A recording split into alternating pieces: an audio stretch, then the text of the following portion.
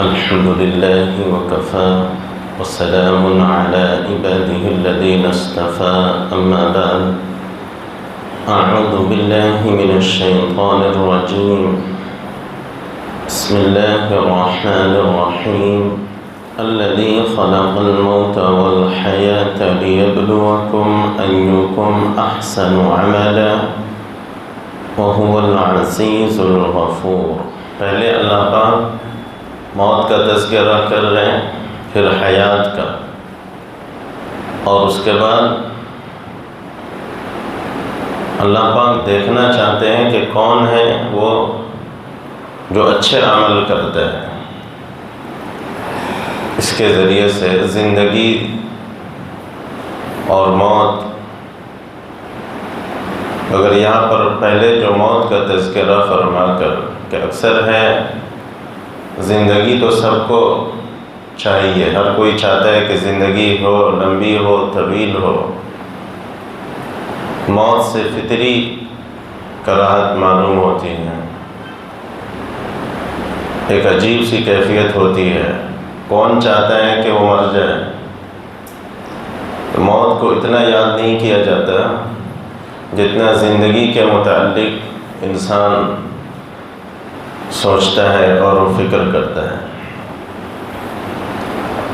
موت وہ حقیقت ہے جو سب پر آ کر رہے گی، کوئی اس سے بچ نہیں سکتا ہے۔ جو کوئی ہے،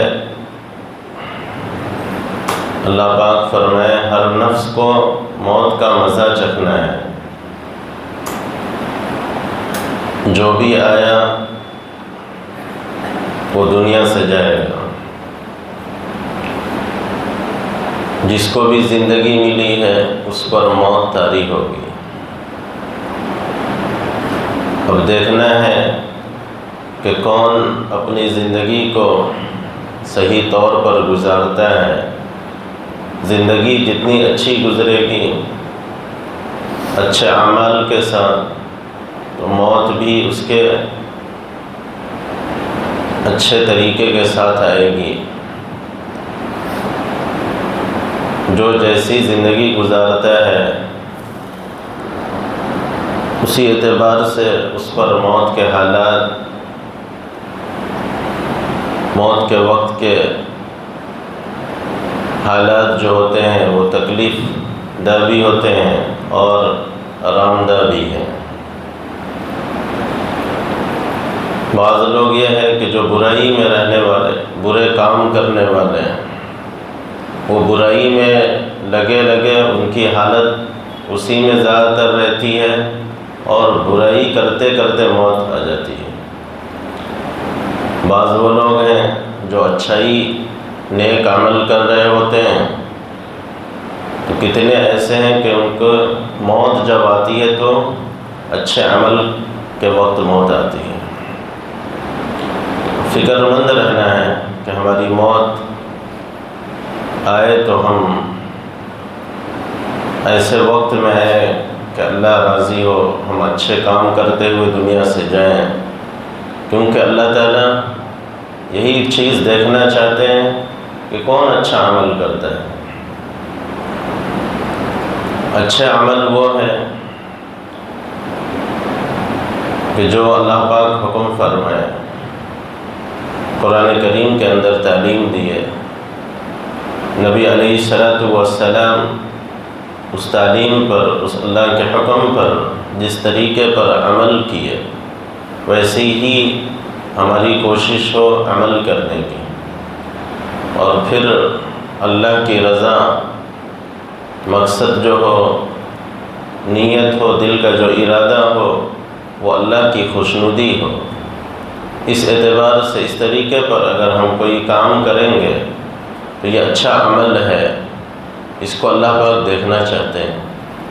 تو جو کوئی اچھے عمل کے ساتھ دنیا سے جائے گا تو اللہ پاک اس کو انعام میں جنت عطا فرمائیں گے، اور جس کو جنت نصیب ہو گئی، جنت مل گئی، اس کو ایک منمانی، من چاہی، جیسا چاہے ویسی زندگی نصیب ہو جائے گی۔ اس کو ایک بادشاہت اللہ پاک عطا فرما دیں گے، وہ جو چاہے گا ویسا ہوگا۔ دنیا میں یہ کسی کو نصیب نہیں ہو سکتا ہے۔ دنیا کے اندر بڑے بڑے بادشاہ، بڑے بڑے مالدار گزرے ہیں، مگر وہ اپنی چاہت کو پورا نہیں کر پائے۔ پوری کوشش کیے اپنے مال کے بوتے پر، طاقت پر، کیسے کیسے طاقتور لوگ تھے دنیا کے اندر، ایسے ایسے لوگ تھے جو پہاڑوں کو تراش کر اپنا گھر بناتے تھے۔ آج ان کی جگہوں کو دیکھا جائے تو کہاں چلے گئے وہ سب؟ آج ہم میں سے کوئی پہاڑ تراش کے اپنے رہنے کے لیے گھر بنا سکتا ہے؟ کہیں گے کہ بھائی 10x10 کا گھر بنانے کے لیے پوری زندگی لگ جاتی ہے، وہ بھی 10x10 کا اپنی چاہت کے مطابق نہیں اتر پاتا ہے، تو کہاں پہاڑوں کو تراشنا؟ یہ تو پھوڑتے پھوڑتے ہی صحیح ڈھنگ کا وہ پھوٹے گا نہیں جب تک کہ ہماری لائف ختم ہو جائے گی۔ تو ایسے ایسے لوگ تھے جو پہاڑوں کو تراش کر اپنے لیے گھر بناتے تھے اور اپنا ٹھکانہ بناتے تھے۔ وہ لوگ بھی دنیا میں نہیں رہے۔ ایسے ایسے طاقتور تھے کہ اس کے مقابلے کا کوئی نہیں تھا، مگر ان لوگوں پر بھی موت طاری ہوئی ہے۔ سب سے بہتر انسان وہ ہے، اچھے عمل میں وہ لگا ہوا ہوتا ہے جو اپنی موت کو یاد رکھتا ہے، کیونکہ یہ وہ سبق ہے کہ انسان کو احساس ہوتا ہے کہ ہم جہاں کہیں پر بھی ہوں، ہم جو کوئی بھی ہوں، چاہے ہم جتنے مالدار ہوں، مال کی حرص، مال کی طمع، مال کی لالچ، مال کا دل سے لگ جانا، یہ موت کو بھولنے کی وجہ سے ہے۔ یہ سب بیماری جو چڑھتی ہے انسانوں پر، اپنی موت کو بھولنے کی وجہ سے۔ جب وہ یاد رکھے کہ مجھے مر جانا ہے، اس مال کو دل میں نہیں اتارے گا انسان۔ جب انسان اپنے آپ کو یاد رکھے کہ مجھ پر موت طاری ہوگی، 4 لوگوں کے کندھے پر مجھے اٹھا کر کے 4 سہاروں کے ساتھ مجھے چھوٹی سی جگہ میں ڈال دیا جائے گا، تو پھر تکبر نہیں کرے گا، وہ اپنے مال پر نہیں اترائے گا۔ اگر کسی کو موت کی یاد ہو تو وہ اپنی خوبصورتی پر نہیں اترائے گا، وہ اپنی عقل پر گھمنڈ نہیں کرے گا۔ آج پوری حالت ایسی ہے، جس کو طاقت اور قوت ہے، وہ اپنی موت کو بھولا ہوا ہے اور اپنی طاقت کا غلط استعمال کر رہا ہے، اپنے مقام کا غلط استعمال کر رہا ہے، اپنے پیسے کا غلط استعمال کر رہا ہے، اپنی عقل کا غلط استعمال کر رہا ہے۔ کیوں؟ موت سے غافل ہے، وہ اپنی موت کو بھولا ہوا ہے۔ ایسی ہی پیچھے کی حالت دیکھے تو بڑے بڑے طاقتور لوگ آئے، جو لوگ اپنی موت کو بھولے ہوئے تھے، وہ دنیا کو سجانے کی کوشش کیے، اپنے آپ کو سجانے کی کوشش کیے، اپنے گھر کو سجانے کی کوشش کیے، مگر عین موقع پر ان کو موت کا فرشتہ آ کر دبوچ لیا، اس کی روح کو اس کے جسم سے جدا کر دیا۔ عبرتناک موت ہوئی ہے ایسے لوگوں کی کہ وہ سوچ بھی نہیں سکتا تھا کہ معمولی سی اتنی سی تکلیف پر مجھے موت آ جائے گی۔ ایسی دردناک موت ہے۔ ایسے لوگ تھے طاقت میں کہ طاقت کا گھمنڈ، طاقت کی واہوائی پوری دنیا میں تھی، پوری دنیا والوں کو پتہ ہے کہ اس سے کوئی مقابلہ نہیں کر سکتا، اس کو کوئی ہرا نہیں سکتا، اپنے گھر کا ہی آدمی اس کو مار دیا۔ تعجب کی بات ہے کہ نہیں؟ جسے بڑے بڑے پہلوان، بڑے بڑے تیر چلانے والے، بڑی تلوار کا استعمال کرنے والے، پوری طاقت ایک طرف، اور سب کو احساس ہے کہ ایک آدمی کو کئی لوگ بھی مل کر کے، پورا مجمع بھی مل کر کے اس سے مقابلہ نہیں کر سکتے ہیں۔ ایسے ایسے طاقتور لوگ تھے، مگر خود اپنے گھر کا فرد ہی اس کے موت کا ذریعہ بنا ہے۔ تو کسی کو ہم کبھی بھی اپنی نہ طاقت پر گھمنڈ کریں، نہ اپنے مال پر گھمنڈ کریں، نہ اپنی جاہ و جلال پر گھمنڈ کریں، نہ اپنی خوبصورتی پر گھمنڈ کریں، نہ اپنی عقل پر گھمنڈ کریں، بلکہ یاد کریں کہ جو کچھ بھی ہے یہ اللہ کا دیا ہوا ہے، جب تک اللہ چاہیں گے وب تک ہے۔ اللہ تعالیٰ جب چاہیں گے یہ لے سکتے ہیں، میری عقل کو چھین سکتے ہیں، میرے ہاتھ کی طاقت کو ختم کر سکتے ہیں، میں جس پاؤں سے چل رہا ہوں اس پاؤں کی طاقت کو وہ ختم کر سکتا ہے، میرے پاس جو مال پیسہ ہے اس کو لے سکتا ہے اور فقر و فاقہ میں غریبی میں لا سکتا ہے۔ یہ ڈرنا چاہیے۔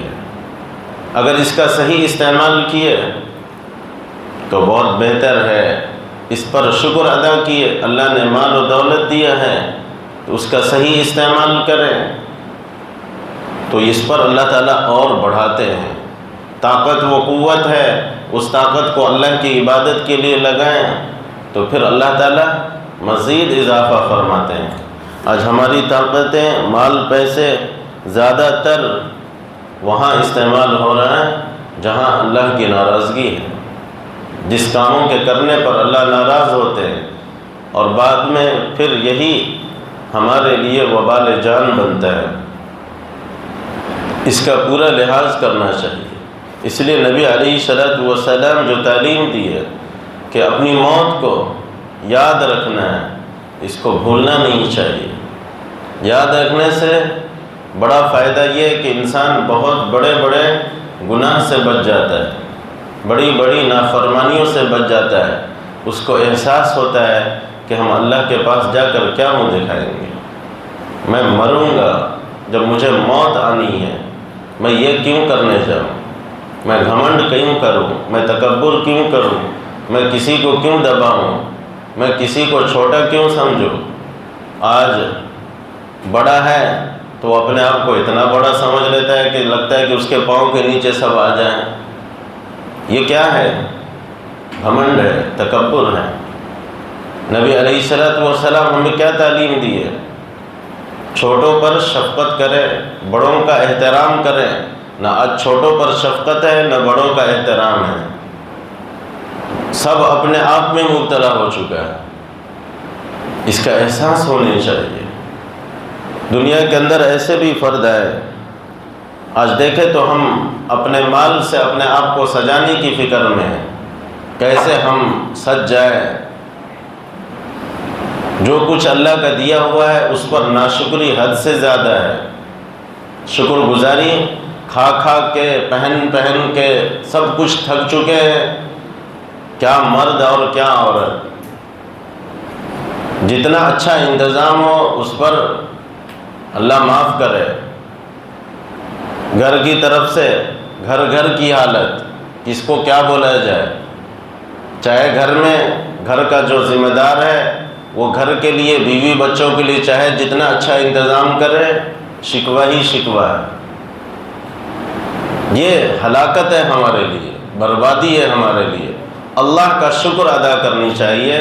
دیکھیں کتنے دنیا کے اندر وہ لوگ ہیں جو بھوکے ہیں، ہم کھا رہے ہیں، اس کے باوجود اپنا کھانا پینا اچھا نہیں لگتا ہے۔ کتنے وہ لوگ ہیں جن کے جسموں پر پھٹے پرانے کپڑے ہیں۔ ہاں اللہ کا شکر ہے، یہ عید کا موقع آیا، سب اپنے اپنے حساب سے کپڑے لے کر کے رہتے ہیں۔ ضرورت کی چیزیں ہر کوئی چاہتا کہ بہتر سے بہتر ہو۔ اب ہر گھر کا فرد وہ اپنے اعتبار سے، اپنی چاہت کے اعتبار سے، کوئی بھی چاہتا کہ ہاں اچھا سے اچھا ہو، مگر اس میں کیا ہوتا، یہ ناشکری کے بول بولے جاتے، کیا ایسا کیا ویسا، یہ کپڑے کیا، یہ بنگلی کیا، یہ کیا، تو اس پر کیا ہوگا؟ یہ خریدنے والے کو، لانے والے کو تو کتنی تکلیف ہوتی۔ اتنی محنت اور کوشش کے باوجود کچھ مال حاصل ہوا، پھر اس پر اپنی پوری خوشی کے ساتھ ہم بیوی بچوں کے لیے اچھا خریدیں اور اس پر بیوی بچے کے نخرے شروع ہو جائیں تو یاد کرنا چاہیے کتنے اس سرزمین پر وہ لوگ ہیں جن کے سروں کے اوپر چھت نہیں ہے، صحیح سے ان کے جسموں پر لباس نہیں ہے، صحیح سے 2 وقت کی غذائیں نہیں پہنچ رہی ہے۔ آج ہمارے پاس نصیب ہو رہا ہے تو اس پر کتنا شکر ادا کرنا چاہیے۔ ذرا ہم اپنے اندر جھانک کر کے دیکھیں ہم کس قدر شکر ادا کر رہے ہیں اللہ کا۔ اگر ہم کو موت کی یاد ہوتی تو یہ شکوے نہیں ہوتے ہیں ہمارے زبانوں پر۔ آج ہم اپنی موت سے غافل ہیں۔ جتنا اچھا ہم کھا لیں، جتنا اچھا ہم پہن لیں، جتنا اچھا سب کچھ ہمارے لیے انتظام ہو جائے، اتنے ہی شکوے، گھر اچھا نہیں، لباس اچھا نہیں ہے، کھانا کا انتظام اچھا نہیں ہوا، یہی سب شکوے، اور اسی میں ہمارا وقت، خود بھی پریشان، گھر کے سب افراد پریشان۔ بیوی اگر یہ ایک لفظ بول دے شوہر کی پوری خوشی چھن جاتی کہ نہیں؟ تو خواتین کو بھی اس کا لحاظ کرنا چاہیے کہ میرا شوہر جو انتظام کیا ہے تو اس پر شکریہ کے بول بولے جائے۔ شوہر کو چاہیے کہ وہ اگر گھر میں گیا ہے، گھر کی صفائی کر کے رکھی ہے، پکا کر کے رکھی ہے، تو شوہر بھی شکریہ ادا کرے کہ ماشاءاللہ الحمدللہ جزاک اللہ، آپ گھر کو اچھے سے کھانے کا انتظام کیے، سب کچھ کیے۔ دونوں طرف سے بیلنس میں ہونا چاہیے، ناشکری کسی کی طرف سے نہ ہو، مگر اس پر عمل نہ ہونے کی وجہ سے گھر بھی اجڑ رہے، تو اس پر غور کرے۔ کتنے وہ لوگ ہیں کہ جن کے سروں پر چھت نہیں، صحیح سے گھر نہیں ہے، صحیح سے لباس نہیں ہے ان کے پاس، صحیح سے غذائیں نہیں پہنچ رہی ہے۔ آج ہم سب کچھ اللہ نے دیا ہے، اس پر اللہ کا شکر ادا کریں، اور یاد کریں کہ دنیا کی زندگی ہے وہ کیسے ایسے کہ ویسے گزارے۔ دیکھنا یہ کہ اللہ کی عبادت ہم کر رہے ہیں کہ نہیں کر رہے ہیں، ہمارا تعلق اللہ سے کتنا ہے۔ ہم کو مر کر کے چھوٹی سی جگہ میں پہنچنا ہے، اصل ہمارا ٹھکانہ جنت ہے، اس کے لیے ہم کتنے فکر مند ہیں۔ تو اپنی موت کو یاد رکھیں گے تو یہ سب بہت سارے جو شکوے شکایتیں گھروں کے، یہ سب دور ہو جائیں گے، اور جو کچھ ملے گا اس پر اللہ کا شکر ادا کریں گے کہ جو کچھ مل رہا ہے یہ اللہ ہی کا فیصلہ۔ آج کون کیا کھائے گا اللہ ہی نے فیصلہ کیا، کون کیا پہنے گا اللہ ہی نے فیصلہ کیا، کس کے پاس کیسا گھر ہوگا اللہ ہی کی طرف سے یہ فیصلہ ہے۔ تو کیا ہم اللہ کے اس مرضی پر راضی نہیں ہیں؟ جو ناشکری کے بول بولتے ہیں، جو مرد ہو یا عورت اس بول کے بولنے والے، وہ اللہ کے فیصلے پر راضی نہیں ہیں۔ اللہ کے فیصلے پر ہم کو راضی ہونا ہے کہ میرے حق میں آج یہی مقدر کا کھانا تھا، میرے حق میں یہی لباس تھا، میں اللہ کے اس فیصلے پر راضی ہوں۔ میرے حق میں ایسا ہی گھر تھا، میں اللہ کے فیصلے پر راضی ہوں۔ تو اس پر دیکھیں دل کو سکون ملے گا، پھر پرسکون گھر کے اندر ماحول ہوگا۔ آج دیکھتے ہیں سامنے والا کا، بھائی کی حالت خراب، ایک بھائی ایک بیوی دوسرے بھائی کے بیوی کے پاس اس کے گھر چلی جائے، وہ بھائی دیکھو تمہارا بھائی ہے کتنا اچھا انتظام کیا ہے اپنی بیوی کے واسطے، بچوں کے واسطے، اس کا گھر دیکھے تو ایسا، کیا تم نے سمجھ میں نہیں آتا کیا، تم کو عقل نہیں کیا؟ اللہ اکبر۔ اب بھائی میں نفرت شروع ہوگی کہ نہیں ہوگی؟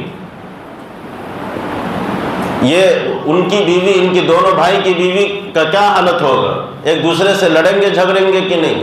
دل کا سکون اجڑے گا کہ نہیں اجڑے گا؟ تو یہ سب ہمارے پاس چل رہا ہے، تو اس کی وجہ سے بہت ساری تکلیفیں اٹھانی پڑ رہی ہے۔ خواہ مخواہ کا دل کو تکلیف دینا، اپنی خاندان کو، اپنی فیملی کو برباد کرنا، یہ کون سے کمال درجے کی بات ہے؟ اس پر ہم سب کو غور و فکر کرنا چاہیے کہ ہمارے بھائی کو یا کسی بھی خاتون کو یا کسی رشتہ دار کو اللہ نے دیا ہے تو اس کے مقدر کا رزق اس کو پہنچائے، ہمارے مقدر کا ہمارے پاس، ہمارے لیے جو ہم کو جو ملا ہے اس پر خوش رہیں۔ تو دنیاوی اعتبار سے ہر ایک دوسرے کو دیکھ کر کے پھر اس پر جلن، حسد، کینہ، بغض، عداوت سب کچھ شروع ہو جاتا ہے، اور پھر جو رشتے تھے، جو محبت بھری زندگی ہونی چاہیے، وہ رشتے ٹوٹ رہے ہوتے ہیں۔ صرف اس بنا پر کہ آج میرے پاس میرا شوہر جو کپڑا خریدا ہے نا یہ اتنا اچھا نہیں، تمہارا بھائی جو ہے اپنی بیوی کے لیے اتنا اچھا کپڑا دلایا، حالانکہ وہ بھی بہت قیمتی ہے، ایسا نہیں ہے کہ یہ معمولی درجے کا، مگر اپنے شوہر کی پسند کو پسند ہی نہیں کرتے ہیں۔ دوسری عورت پر جو کپڑا ہے چاہے وہ معمولی درجے کا ہو، وہ 1000 روپے کا ہے تو ارے وہ بہت اچھا ہے، ہم پہنے ہوئے 3000 کا ہمارا اچھا نہیں ہے۔ عجیب کہانی ہے ہماری، یہ حالت ہے ہمارے اوپر، ہم 3000 کا پہنے، سامنے والا 500 کا کپڑا پہنا ہے، اس کو اچھا سمجھ رہے، اپنے آپ کو اچھا نہیں سمجھ رہے۔ یہ ناشکری ہو رہی ہے اور یہ حد سے زیادہ ہو چکا ہے، اس پر اللہ سے ڈرنا چاہیے۔ اس وقت خیال کرے کہ جس وقت ہم اپنی چاہت سے لباس بھی نہیں پہنیں گے، جب قبر کے حوالے ہوں گے، جب ہم پر موت طاری ہوگی تو ہمارے رشتہ دار جیسا پہنا دیں گے ویسا، زیادہ سے زیادہ کتنا 1500 2000 کا کپڑا، کفن کا کپڑا آتا ہے، وہ بھی مل جائے تو غنیمت ہے، اللہ کا احسان ہے۔ کتنے وہ لوگ ہیں جن کو کفن کا کپڑا بھی نصیب نہیں ہوتا ہے۔ تو اس لیے اپنی موت کو نہیں بھولنا چاہیے، موت کو جو یاد رکھے گا تو جیسی زندگی گزر رہی ہے، جو نعمت ہے اس پر شکر گزاری ہوگی، اور اس شکر گزاری پر اللہ پاک نعمتوں کو بڑھائیں گے، عمر میں اضافہ کریں گے، اعمال کی، نیک اعمال کی اللہ پاک توفیق عطا فرمائیں گے۔ تو اس کا پورا لحاظ کریں۔ دنیا میں آئے کیسے لوگ سمجھے کہ ہم دنیا ہی کو جنت بنا دیں، کیا فائدہ اٹھا لیے وہ، کیا وہ عیاشی کر لیے؟ واقعہ مشہور ہے، سنتے ہیں کہ دیکھیں شداد کا واقعہ، اللہ نے مال و دولت دیا، سوچا ہم یہی جنت بنا لے، اپنی عیاشی کریں گے۔ اس سے عبرت حاصل کرنی چاہیے۔ آج ہر کوئی اپنے آپ کو دنیا کے اندر ہی اپنے عقل سے جنت بنانا چاہتا ہے، مگر اصل جو جنت ہے اس کے لیے ہم کوشش ہی نہیں کر رہے ہیں کہ ہم نیک اعمال کریں، اپنی موت کی تیاری کریں، پتہ نہیں کب ہمارا ٹکٹ کٹ جائے، کب ہماری گاڑی آ کر لگ جائے، چلے جانا پڑے گا، اس کو نہیں بھولنا ہے۔ شداد ہے، وہ سوچا اسی دنیا میں ہم مست ہو جائیں گے، اپنی عیاشی کر لیں گے، جنت کیا ہم اسی دنیا میں جنت بنا کر کے جنت کے مزے لے لیں گے۔ اور اللہ سے دعا کیا اور اللہ تعالیٰ اس کی دعا کو بھی قبول کر لیے۔